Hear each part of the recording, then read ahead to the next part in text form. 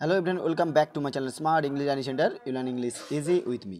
তো আজকের বন্ধুরা অনেকেই আমাকে বলেছিলে যে হক রুস্টিং থেকে স্যার লং প্রশ্ন দিন, বা দাদা বলেছিল দাদা হক রুস্টিং থেকে লং প্রশ্ন দিন। তো আমি সেই হক রুস্টিং থেকে তোমাদের সেমিস্টার 4-এর লং প্রশ্ন নিয়ে চলে এসেছি, তবে উত্তরটা আমি পরে ক্লাসে আবার দেবো।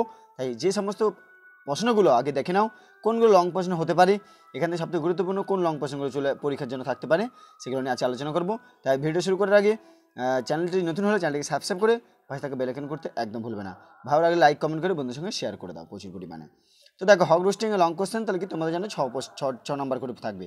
প্রশ্ন থাকছে 1 নম্বর, describe the central theme.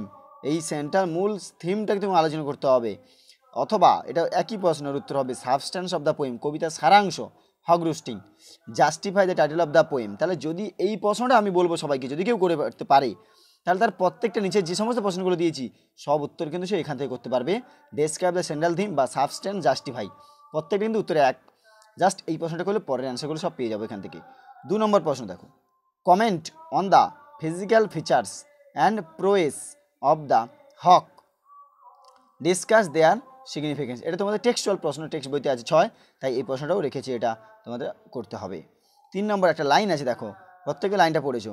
It took the whole of creation dot dot করা আছে, মানে এখানে যে লাইনটা দেওয়া আছে সেই লাইনটা তোলা হয়ে আছে। What does the hawk mean by the whole creation produce. তাহলে এই what does the hawk mean by, রাজপাখি কী বুঝিয়েছেন দ্য হোল ক্রিয়েশন বলতে।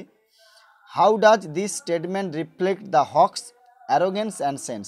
হাউ ডাজ কীভাবে এই বক্তব্যটা প্রতিফলিত হয়েছে তার অহংকার এবং সেন্সের মধ্য দিয়ে।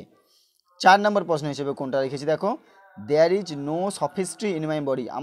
আমার দেহে কোনো ভণ্ডামি অসাধু বলে কিছু নেই। What does sophistry mean, sophistry বলতে কী বুঝিয়েছে। আর what does the hawk suggest about himself by this line, এই লাইনে তারা নিজেকে তিনি কী বুঝিয়েছেন, তাহলে বুঝিয়েছে। এটা আলোচনা খুব ভেরি ভেরি ইম্পর্টেন্ট প্রশ্ন আছে, লাইন তুলে এই প্রশ্নটা। তারপরে দেখো 5 নম্বরে, I am going to keep things like this. আমি এইভাবেই আমার জিনিসগুলোকে রাখতে চাই। What things are prefer to hear, কোন জিনিসের কথা বলা হয়েছে এখানে। What arguments does he present in the support of his promise, কোন যুক্তিতর্কগুলোকে তিনি সাপোর্ট করেছেন এর উপস্থিতি হিসেবে। 6 নম্বর প্রশ্ন হচ্ছে the convenience of the high trees, এই উঁচু গাছের যে সুবিধা, লাইনটা আছে ওখান থেকে প্রশ্ন হলো why are the high trees convenience, কেন এই উঁচু গাছগুলো সুবিধা।